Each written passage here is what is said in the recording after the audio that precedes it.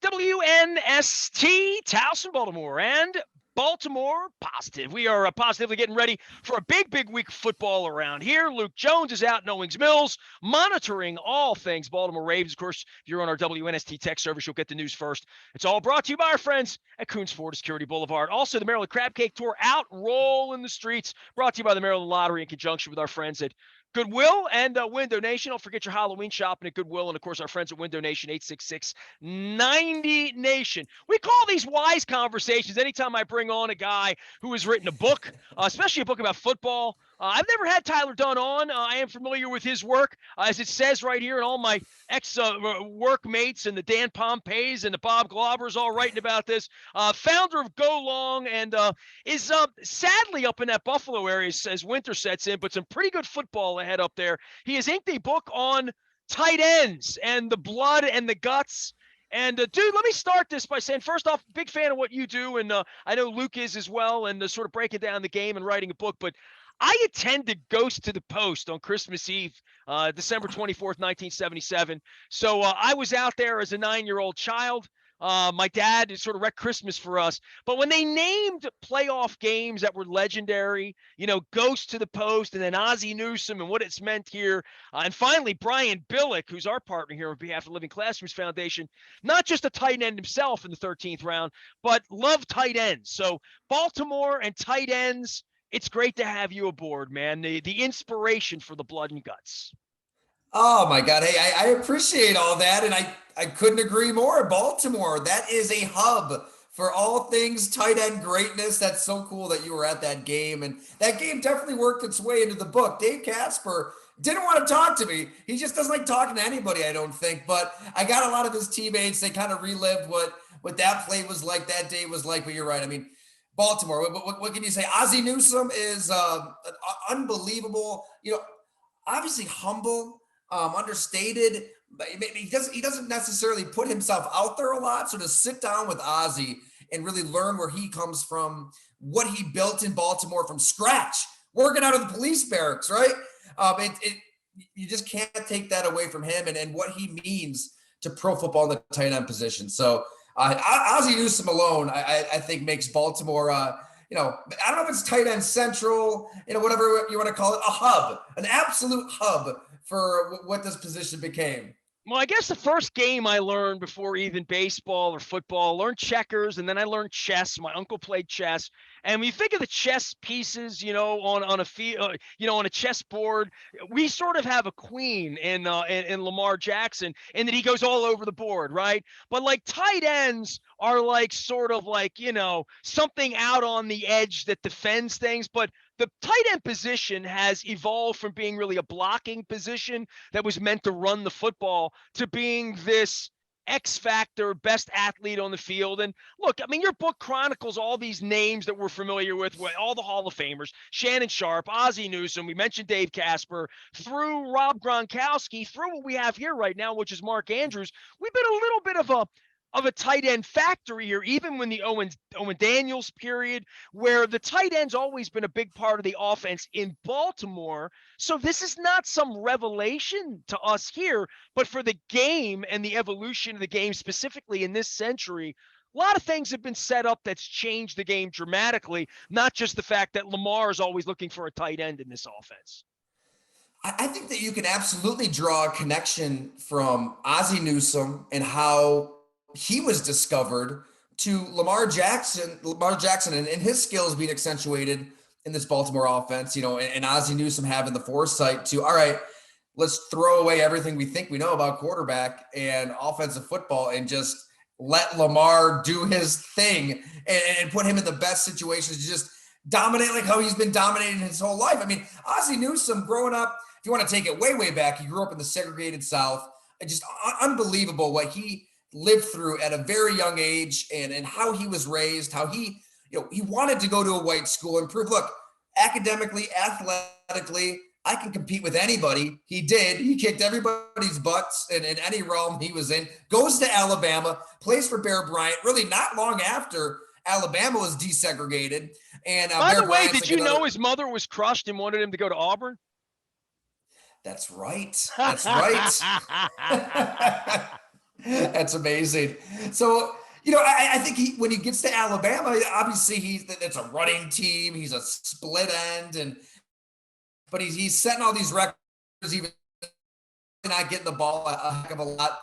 And it really did kind of take a form of innovation from the Cleveland Browns, from Sam Rutigliano, from this coach who thinks, all right, this guy at split end, maybe he's a little slow to play wide receiver in the NFL, but at tight end, bring him in, get those matchups going against linebackers, against safeties. Look out. I mean, we're going to feature a tight end in our offense, which today it's nothing to think, oh my gosh, of course you take this wide receiver and you bulk him up, you move him to tight end, you try to get, but it really started with Ozzie. It started with Rutigliano thinking, okay, here's a guy I really like as a receiver in a draft, by the way, that was full of wide receivers. I mean, Wes Chandler, James Lofton, just a ton of Hall of Famers and Pro Bowlers. They take Ozzie later in the draft, and they took him because they sent Rich Kotite, the receivers coach, down to Alabama to check him out just to see if his butt was big enough. Right? Does he have the derriere to grow into being a tight end and add a little bit of weight to block just enough? Right? He doesn't have to be a road grader. He doesn't have to light people up. But if he can block just enough, holy cow, what could happen with him at tight end? And that focus, that calm and chaos, the way he approaches life today, as an executor, I should say, he's still involved, obviously. Yeah, he's still very much a part of the pudding in Owens Mills. I assure you of that. But it was that calm. I mean, that's how he played the position. Look the ball in, never drop a pass, just totally unflustered. That is the way he played, and that's really the way he built the Baltimore Ravens. Well, I mean, for your book and your research on your book, not just promoting the book, but promoting the thesis of the book. I've written a couple of books. They usually have happy endings after the Ravens win championships. But, when you have the inspiration to say, I'm going to write about tight ends, and you've written other books, why this? And maybe a little undiscovered. And certainly we can talk about the Tampa 2, or we can talk about Lamar's bringing this style of quarterbacking, but just generationally, the tight end thing sort of quietly worked its way into this, not an either or anymore, right? You can be both a great blocker and a great receiver and totally change the dynamic of an offense, whereas 25 years ago, you were one or the other, unless you were really special. And there are a ton of X's and O's in this book, no doubt about it. Like Kellen Winslow and Don Coryell, everything that they kind of cooked up in San Diego, leading into that. Ozzie Newsome, how he was used. Shannon Sharp, really. I mean, he's the same deal as Ozzie, a split end wide receiver type from Savannah State, who Dan Reeves knows. All right, let's bring him in at tight end, and let's see what kind of there's a lot of that packed in. Honestly, though, what kind of set me off on this project was just the search for the soul of the sport. Like a lot of people, I get frustrated today watching football. I wonder, what is this a league that's trying to siphon out its physicality and really just wipe out what makes it great? I mean, we're entertained because these are gladiators. These are dudes playing a sport with an element of risk taking that a lot of us can't fathom. We just can't wrap our heads around a world in which you go to training camp, you get into a fight, and then you're in the cold tub with that buddy, and you're talking about each other's families. It's a weird existence. So I just love everything that real football is. Okay, now why is it changing? How is it changing? And how can it be saved? The more I thought about it, it's that tight end. It's the tight end who has to do everything. You got to block, right? You got to go catch a pass, like you said. You have to be smart next to the quarterback. Nobody has to know more than the tight end on offense. And I just kind of set off and hung out with everybody from Ditka to Ozzie to Tony Gonzalez to Ben Coates to Kittle to Gronk, just to try to figure out, all right, what is real football? How was it started? And how was it just preserved? And I think the more you hang out with these guys and you hear their stories, the more you see they were really uniquely qualified to save the sport and to drive it in the right direction because of everything they went through, from Ozzie growing up where he did, to Shannon Sharp growing up where he did, to Ben Coates growing up on the top of people's houses installing roofs, his whole life. You just mentioned three Tony guys Gonzalez, that have Clark. Raven championship rings there. You just named three in a row right there, right? So yeah. And you know what? The Ravens come up a lot. It's so true. I mean, and that's what's crazy with Shannon Sharp, where him and Ozzie couldn't be any more different.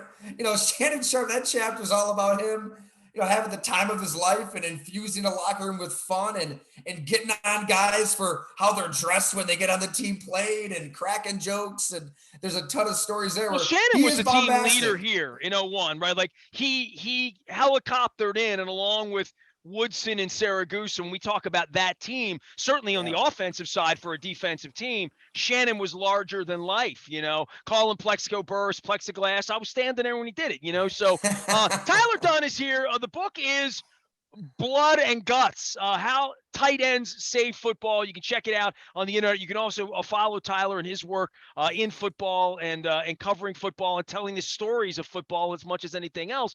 When it comes to the X's and the O's of the position and how the game has been played, and as I said, this sort of hybrid thing, now there's this H-back thing in this offense that a Kyle Juszczyk or like an extreme fullback, right? Like a Pat Ricard, who was a defensive lineman, sort of that they've Yeah. morphed into being something that feels. Lamar used him as a tight end last week when he tried to throw that desperate dying duck that cost him the game against the Giants. He thought he was a tight end at that moment, but the blocking back and all the offenses have become way beyond 11 players and 2 wide receivers, 1 tight end who blocks a little and catches 3 balls a game. That the sophistication of the game, to your point, Tom Brady's not Tom Brady the last 15 years without a Rob Gronkowski in that role, right? Totally agree. I mean, Drew Bledsoe kind of put it best in saying, when I was a young quarterback, first overall pick, I'm not ashamed to admit it, I was looking for 87. I was looking for Ben Coates. It's conscious, it's subconscious. Where's my big tight end? Where can I go? Where can I just get some easy completions? It didn't really matter what Bill Parcells called. I got to find this tight end. And I think it kind of starts with that, but then it evolves into something greater where Peyton Manning and Dallas Clark are in the middle of an offseason perfecting one route 20 plus times, right? They're coming back to an invisible huddle and say, all right, when you take this step, turn here, what's going through your head at the 6th step of this route? I mean, breaking it down to a science on one route again and again and again. Also knowing if you get this look, this play's indefensible. Literally, if we get this look at the line of scrimmage, I'm going to touch my left nipple, and the play's indefensible because the safety's out of position and the cornerback's committed, right? Like literally, and the linebacker's coming for me. And Peyton Manning knew that better than anyone. But the issue with the tight end is they're also closer to the quarterback than where a wide receiver. Just in getting rid of the ball, the tight end's always going to be closer to the quarterback. And that is a little bit of a binky when, I don't know, Warren Sapp's breathing down on you or whatever, right? No doubt about it. I mean, but you're right. That precision, it can seem like you're beating a dead horse maybe in the middle of May. Like, why are we just breaking a simple route, an out route, at 12 yards down to a science like this? And not to bring up bad memories for your Ravens listeners here, your Ravens I know fans. Dallas Clark. Screw Dallas Clark. He's showing Corey me Ivy's in perfect position. He's showing me his Colts Super Bowl ring. I'm still upset about that, even though we got 2 here. I don't know what else Rex Ryan can do, what else Corey Ivy can do. That whole defense in 2006, the divisional round, they need to get one stop to get the ball back and have a shot. Still one of the low nights of my life. And to plug a tight end that I was with 48 hours ago, Todd Heap came in this weekend to do a little casino turn up in Perryville. So I wound up spending half the day with Todd Heap up in Perryville and taking pictures and fans and like all that. When I think of him, like my wife and I were going, and I'm like, I've written 2 books on the championship, right? Super Bowl 35 and 47. He wasn't on either one, but he's a great Raven, right? Yeah. Todd Heap was here for all of that. And I'm thinking, when I think of Todd Heap, and he even said this, he said, I think about the failures, not the successes, as sad as it is, right? But that 06 game, dude, that was the one, the McNair game, like, that's the one more so than than even Lee Evans and Cundiff. That was one that was here. It was in Baltimore. The place was a little gassed. There was still a lot of Mayflower and Bob Irsay going on. Dallas Clark. But there's your point. This defense had no answer for that night, and it cost them a chance to win a championship. If you can't answer for Mark Andrews in January, Lamar's going to kill you. Totally. And I don't know what else the Ravens really could have done. I mean, I talked to Peyton Manning about that play.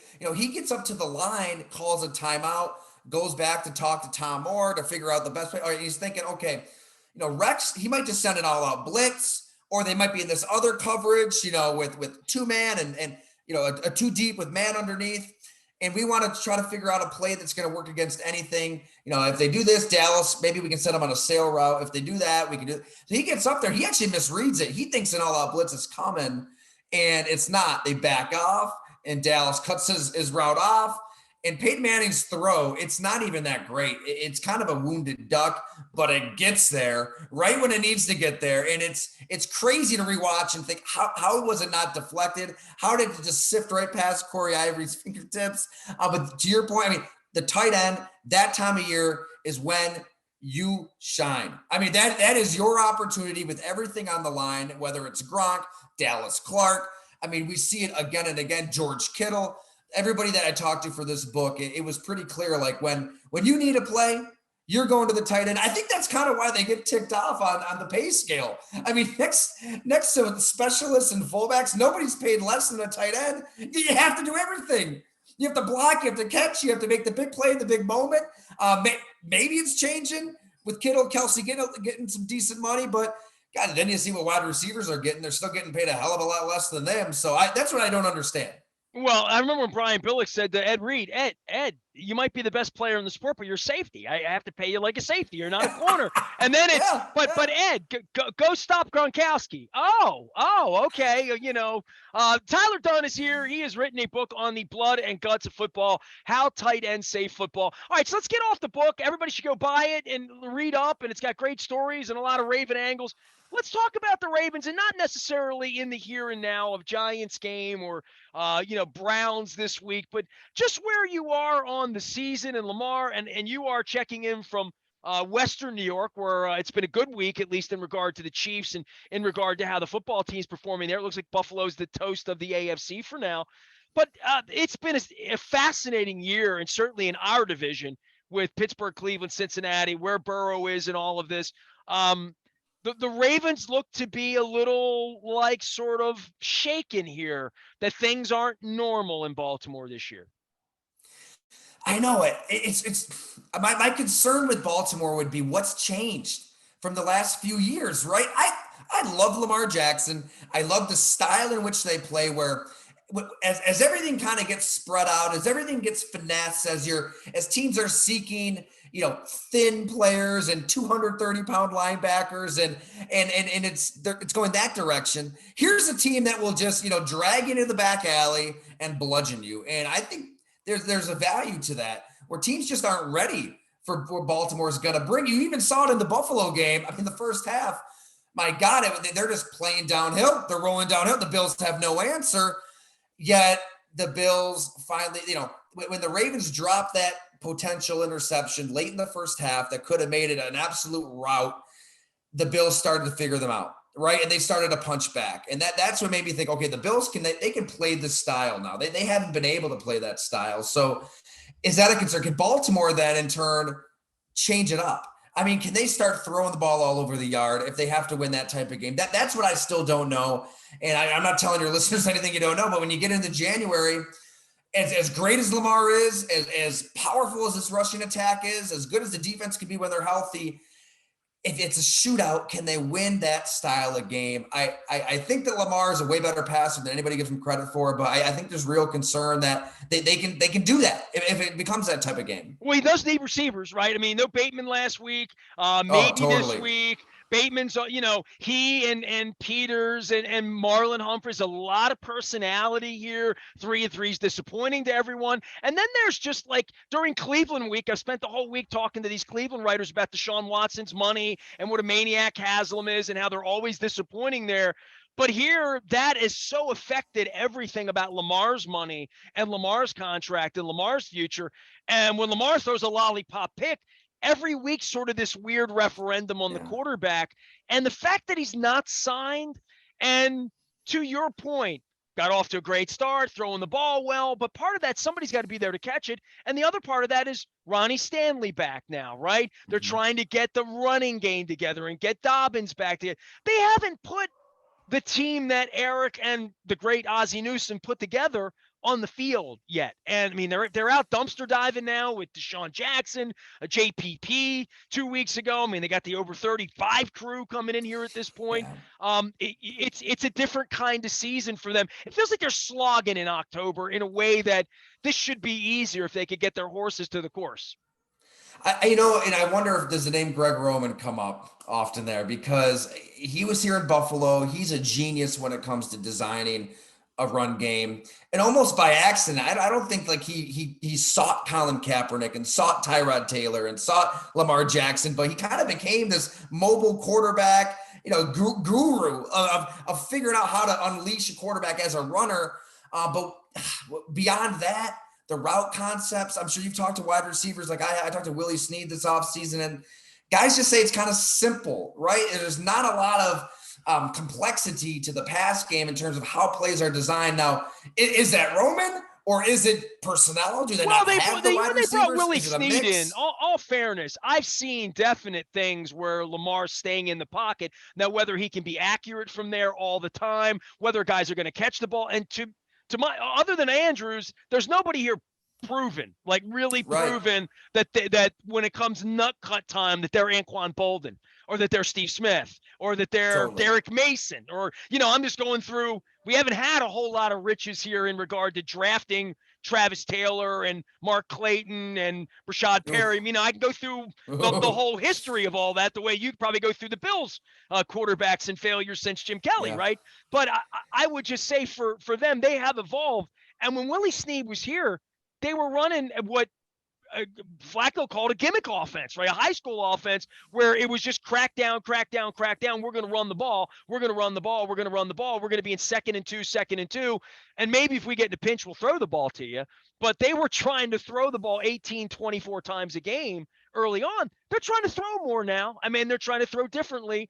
But all that being said, without Ronnie Stanley, they had a fourth string left tackle protecting Lamar Jackson 3 weeks ago, right? So Marshall Yanda's long gone. They got a rookie center that can't keep cadence sometimes. Hello blocker, Iowa guy. I know you have a whole Iowa chapter in your book. But for the Ravens trying to get all this on the track, I guess that's what October, November for. For the Ravens, they're not going to play a team with a winning record the rest of the year. Chew on that, and before Halloween, that they have an easier schedule where the Browns have all these tougher games coming up just from our division, and you guys are playing a Buffalo schedule this year. I don't want to get the wrong idea. I love Baltimore's chances still. I still think that style of play, the core of their offense, is different. It can heat up as the season progresses. We've seen that. It's just something different in that passing game, whether it's the play calls, it's the route concepts, it's the talent you have at receiver, it's Lamar having a little bit more time, it's Lamar hitting throws, right? I mean, he has missed some throws deep.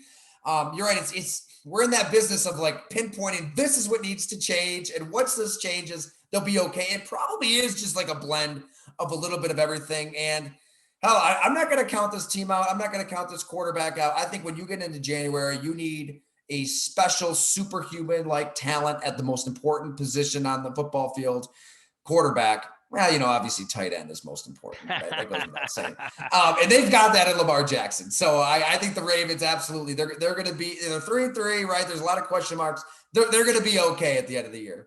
Tyler Dunne has written a book, The Blood and Guts, How Tight Ends Save Football. And hopefully by the time you hear this, maybe the Ravens will be 4-3, maybe be 3-4. Either way, they got Tom Brady coming down the pipe. There's a lot of Gronkowski stuff in here as well. Hey, congrats on getting it done. I know what it's like when you feel it, you see the spine, you get to sign the first one and mail it out and say, I made a book. So congrats on making the book.